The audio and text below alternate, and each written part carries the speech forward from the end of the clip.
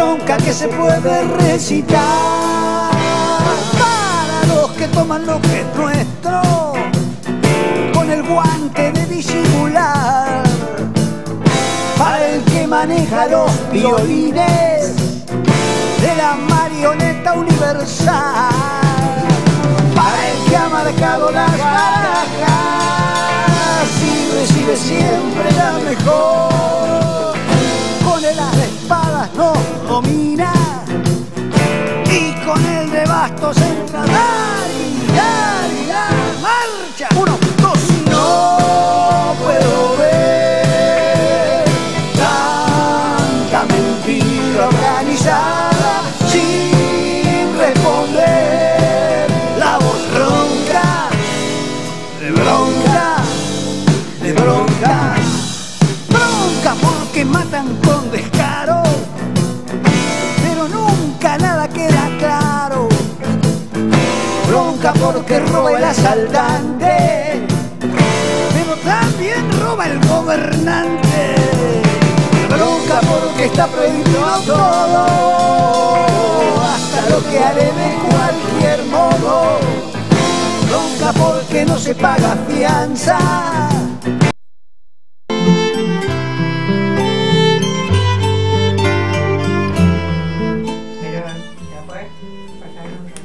Sí, sí, ya está. Ya apago porque simplemente se las pido y cuando termino se las mando.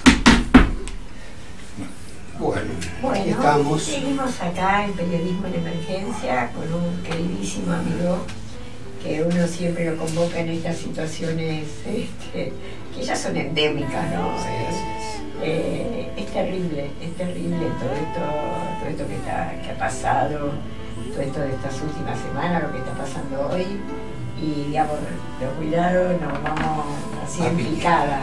Mira, yo vi ese informe que me mandaste, que es terrible. Es ¿no? terrible, mira, y es más todavía eso que te mandé. Lo que yo te mandé, para que la gente lo sepa, es lo que ya sabemos que va a pasar este año. Hay una certidumbre absoluta. Este año los jubilados, los pensionados, las pensiones no contributivas, donde están los discapacitados, las madres de 7 hijos, las personas más vulnerables, donde están la asignación universal por hijo y las asignaciones familiares, van a recibir un incremento a lo largo del año del 18,11%. ¿Por qué digo a lo largo del año y que ya lo sabemos? Porque los índices que corresponden a esos 3 aumentos de este año ya son públicos y oficiales.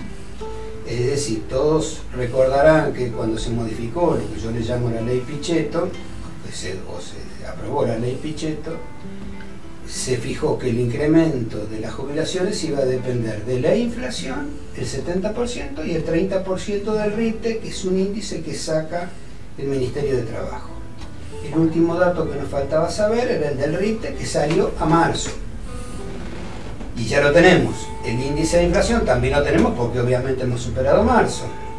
Y el incremento que corresponde a este primer trimestre del año se aplica en septiembre y afecta a las jubilaciones de octubre, noviembre y diciembre. Por lo tanto, ya teníamos el de marzo, teníamos el de junio, ahora tenemos el de septiembre, en consecuencia tenemos todo el año. Ese incremento de todo el año va a ser el 18,11%, oficial y fijo, con una inflación que como mínimo están previendo el 25%, sin contar la crisis que estamos viviendo en el tema del dólar, el Fondo Monetario y todas estas cuestiones. Así que eso ya lo sabemos, que va a ser eso, y que va a haber por lo menos ahí una pérdida del 7 o el 8%. Pero además de eso, si se hubiera aplicado la fórmula de movilidad jubilatoria de la época de Cristina, por decirlo de alguna manera, o que fue lo que se modificó en diciembre, el incremento hubiera dado el 29,6%. Es decir, el 29,3%. Quiere decir que los jubilados, pensionados, los beneficiarios de planes sociales van a recibir un 10,2% menos que si se hubiera utilizado la fórmula de movilidad jubilatoria. Y que ya perdimos cuánto del año pasado. Pero ahora, justamente, ese era el dato que tuvimos en el día de hoy,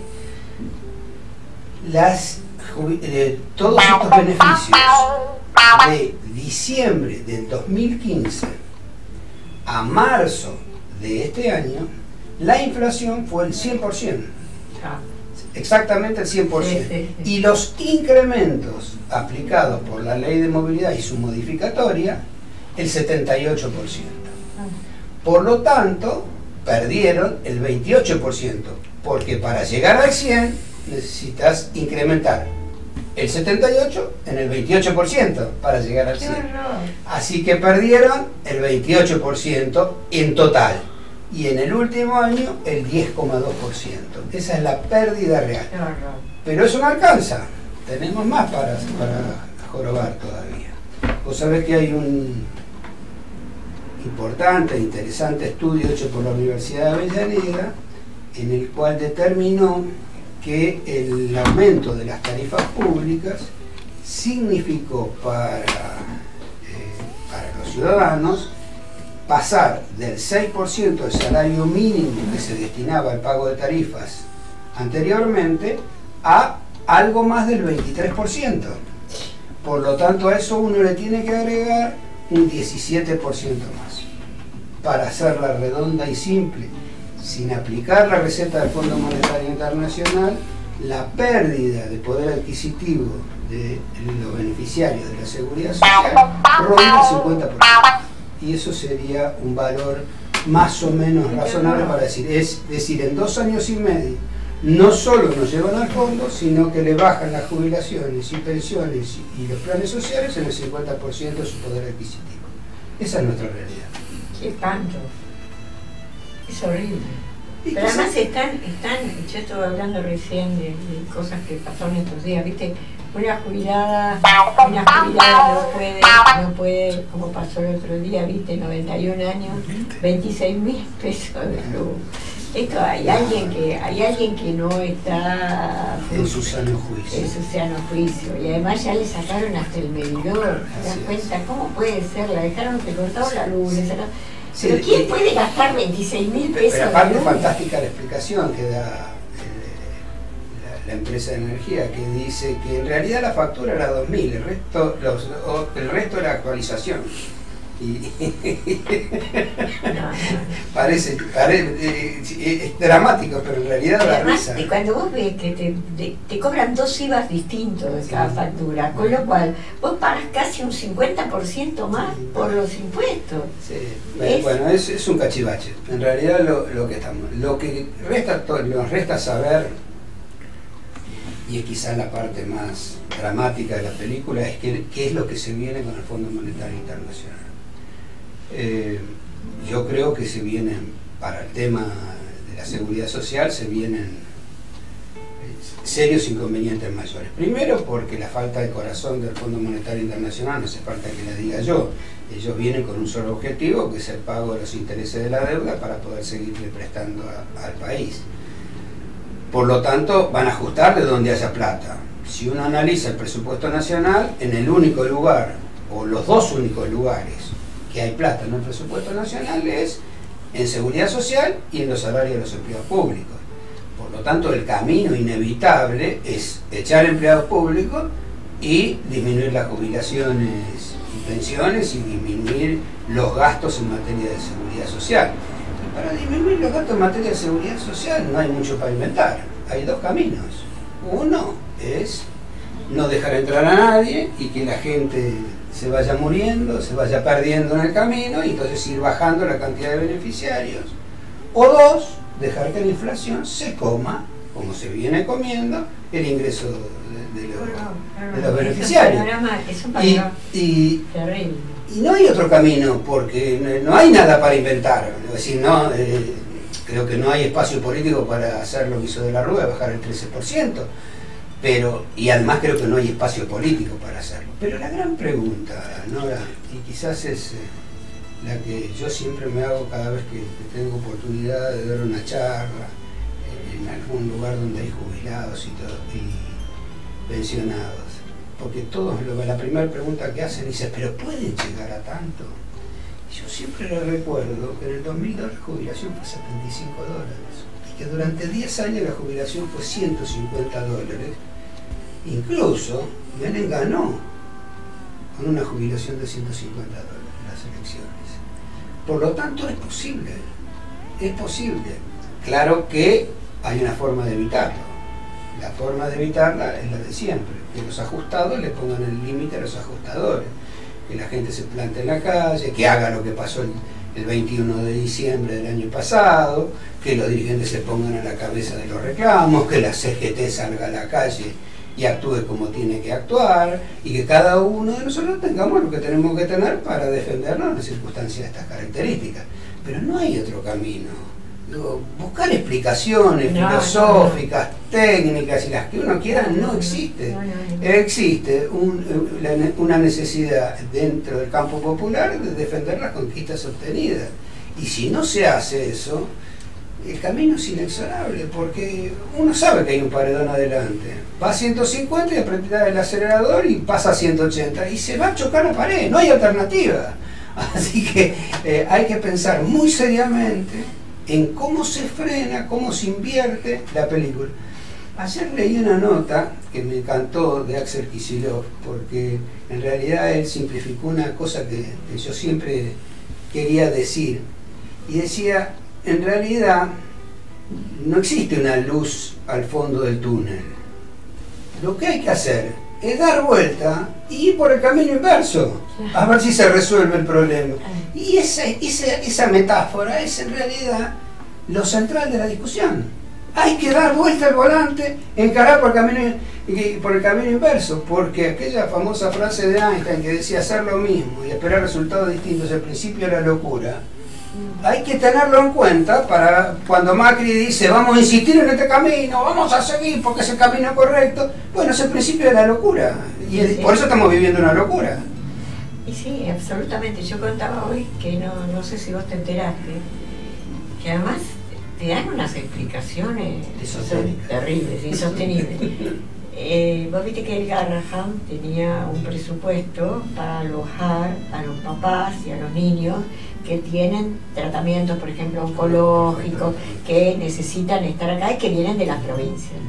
Bueno, decidieron que en lugar de ser Acción Social, quien provea esos recursos, los provee el Ministerio de Salud. Pero ¿qué pasó? Se perdieron los papeles en el camino. Los papeles no pasan más en el camino, no hay más. Obviamente. Los papeles van por una computadora.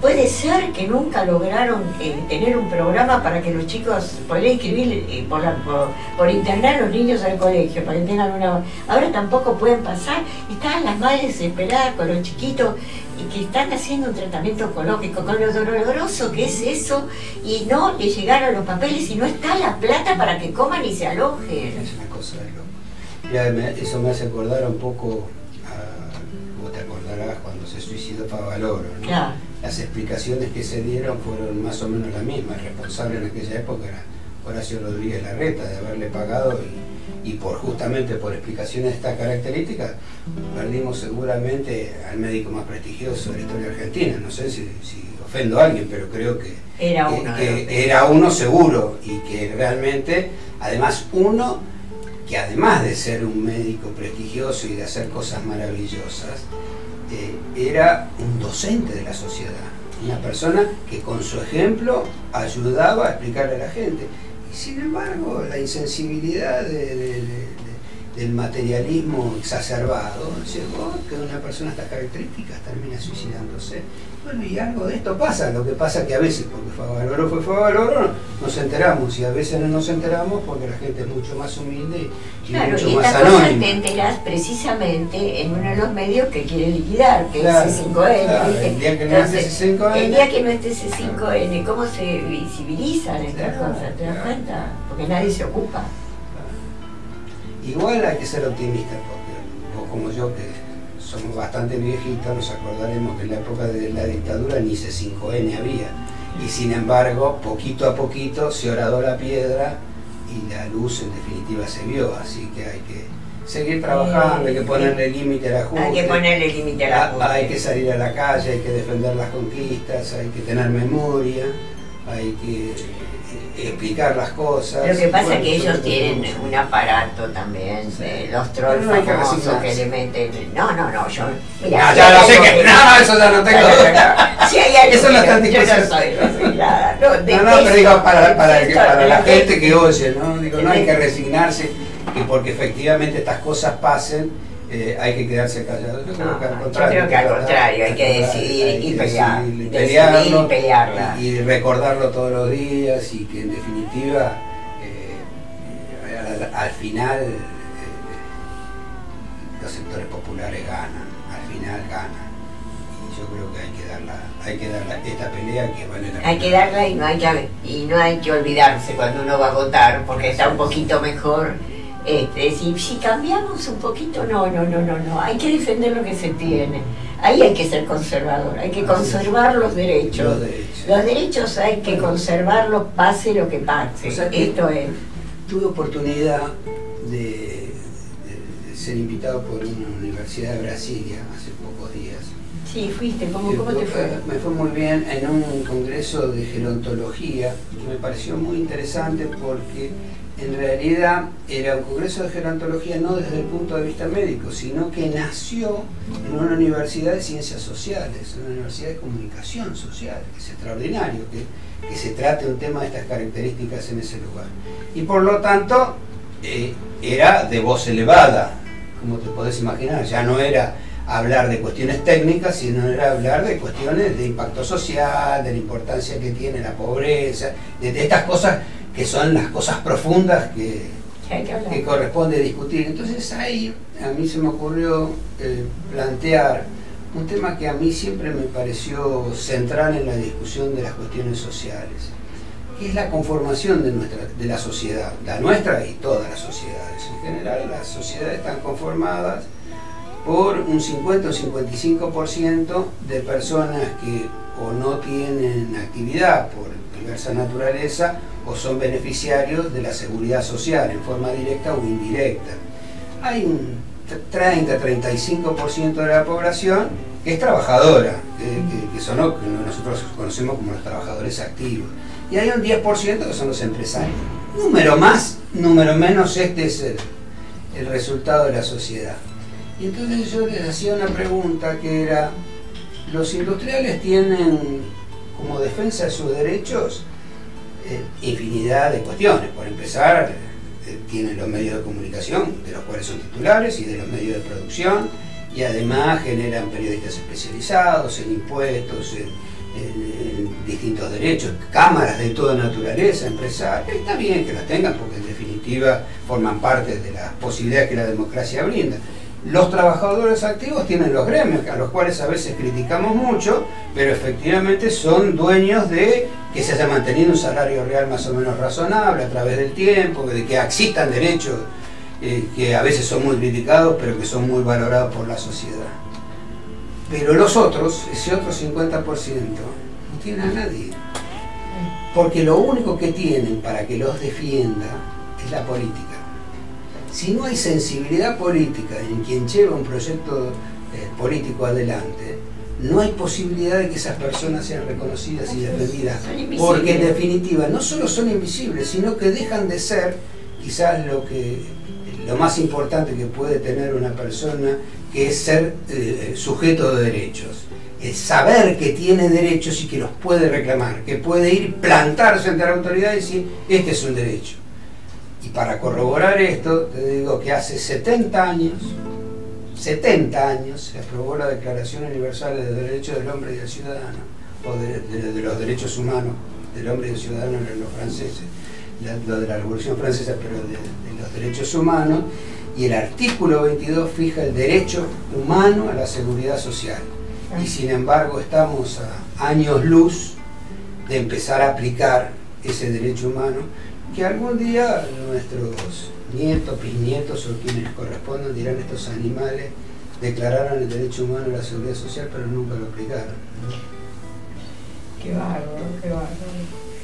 La verdad que siempre es un placer conversar con vos porque tenés tan claro todo y explicás cosas tan difíciles como decimos siempre, que es la seguridad social. Vos la explicás de tal manera que todo el mundo lo puede intentar. El otro día te estuvimos mencionando al aire porque estaba en Del Plata, con Amado Vudú, que te quiere mucho. Sí, yo lo quiero mucho. Y te quiere mucho, mucho, mucho. Sí. Y que habla de vos maravilla como habla de vos todo el mundo. No, yo también hablo bien de él y creo que él es sujeto de una persecución producto de haberle brindado quizás lo mejor que puede brindarle una persona, que es su sabiduría, su conocimiento y sus buenos deseos a mejorar la situación de aquellas personas que más necesitan. Y justamente, bueno, por eso fue castigado brutalmente. Y perseguido lo seguirá haciendo, porque bueno, cuando uno encara este camino y asume errores tan importantes como le tocó a él, sabe que eso forma parte de los riesgos, pero yo sé que él los asume como un costo patriótico y sabe que y eso es lo más admirable que tiene realmente, asumirlo con esa tranquilidad. Y además, efectivamente, aparte yo siempre digo a mí que nadie me la cuente, yo lo vi. Es decir, porque yo compartí con él, yo sé el esfuerzo que hacía cuando él estaba en la parte del presupuesto de ANSES para ver si conseguía 2 pesitos más para poder incrementar las asignaciones familiares o que un jubilado ganara un poquito más. Y bueno, así que no necesito que me la cuenten. Todo el resto de la película sé de los dos bandos, lo que salió en los medios, la infinidad de tapas que le hizo Clarín injustificadamente y la realidad de su vida. Así que me siento muy orgulloso de ser amigo de Amado. Y además no hay nadie que te conozca que hable vos maravillosamente. Eso tenés que estar muy orgulloso de eso, Miguel Ángel. Yo sé que dedicar es una vida que tenés detrás, que lo prueba, pero a veces no todo el mundo, sobre todo cuando uno va, ahí toca algunos intereses, no todo el mundo sigue durante tantos años apreciando lo que uno hizo, ¿no? Bueno, eso me da cierto pudor que me lo digas. No hay ningún pudor de por medio, es la realidad, no hay un lugar donde yo vaya que... Hay muchos ejemplos en la sociedad que uno, cuando sea viejo tiene que por lo menos aguantar. Quizás no hablemos tanto de la vejez, estás hablando de la vejez todo el tiempo. Y bueno, y ahora está viejo y aparte es lindo estar viejo. Vos sabés que me muero por contarte una anécdota. Vos sabés que ahora hay un gran debate en la gerontología y todo esto, si la palabra viejo está bien o está mal. Sí. Uno dice que viejo, bueno, el viejo, la vieja frase de viejos son los trapos, o que viejo es una palabra negativa. Entonces yo cada vez que tengo oportunidad cuento una anécdota que a mí me encanta contarla, así que te la voy a contar. Una vez estábamos de vacaciones con mi nieta en un lugar vacacional y estábamos en una pileta y un chico que estaba ahí al lado tenía un salvavidas muy particular, muy lindo. Entonces a ella le gustó, por supuesto, como toda chica. Y le digo, bueno, no te hagas problema. Digo, ahora a la nochecita nos bañamos y vamos a comprar el salvavidas. Bueno, entonces a las 7 de la tarde, 8 de la noche, no sé, sería, los dos cambiaditos salimos del hotel y estábamos en la puerta y entonces mi nieta me dice, vamos a preguntarle a Nora, mi mujer, que es 15 años menor que yo. Entonces, ¿dónde podemos comprar el salvavidas? Digo, no, Juanita, si yo sé perfectamente. No, abuelo, vamos a preguntarle a Nora porque ella sabe dónde se puede comprar. Pero digo, no, Juanita, yo sé perfectamente. ¿Por qué querés ir a ver la Nora?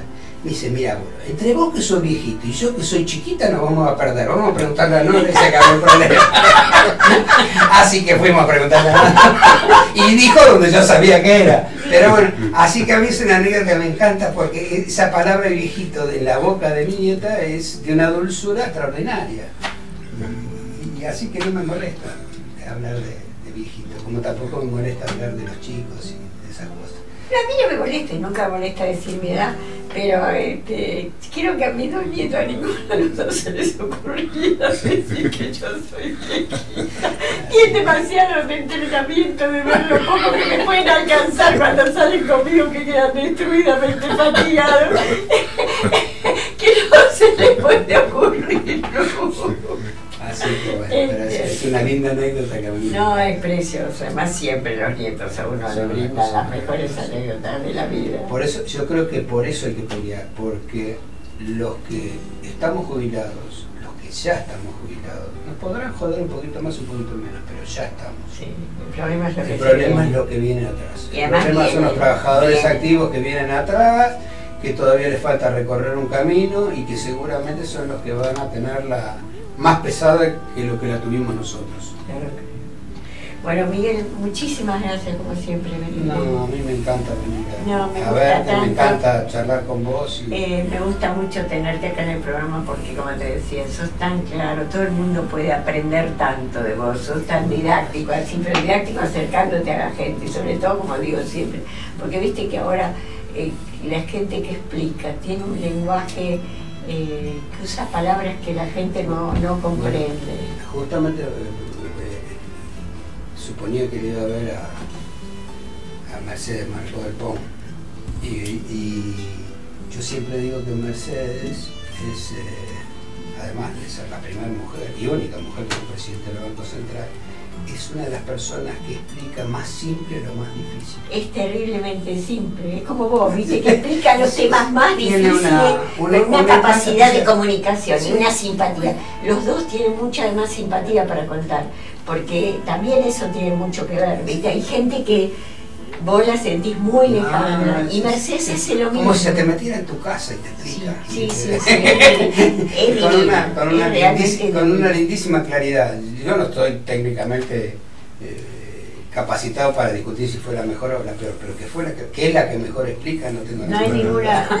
Y además es como vos, es esa gente que uno le escribe y ella contesta. La otra semana yo le escribí porque quería que viniera al programa y me dice, Nora, estoy en Alemania por el tema de la deuda. O sea, es capaz de escribirte desde Alemania, Claro, ¿viste? Y sí. contestarte. Es como vos, que siempre contestás y uno se puede conectar. Y esto es maravilloso para los periodistas. Y ni te cuento, cuando uno se siente amigo, mejor todavía. Pero para un periodista que alguien que uno sabe lo importante que es en el mundo que transita, te conteste sin problemas, ¿viste? A uno lo hace muy feliz. Así que gracias, Miguel Ángel. En realidad yo te agradezco muchísimo. No, por Me favor. gusta mucho. Bueno, en un momentito más seguimos en Periodismo en Emergencia. Como siempre hemos tenido la suerte de tener a Miguel Ángel Fernández Pastor aquí con nosotros, que es tal vez uno de los hombres de nuestro país que más sabe de seguridad social y siempre viene a nuestro programa y nos cuenta, aunque con este caso difícil, pero da la solución. Hay que estar en la calle, muchachos, hay que salir a defenderlo. Gracias, Miguel. Enseguida volvemos. Bronca con los dos dedos en B, bronca que también es esperanza, marcha de la bronca y de la fe.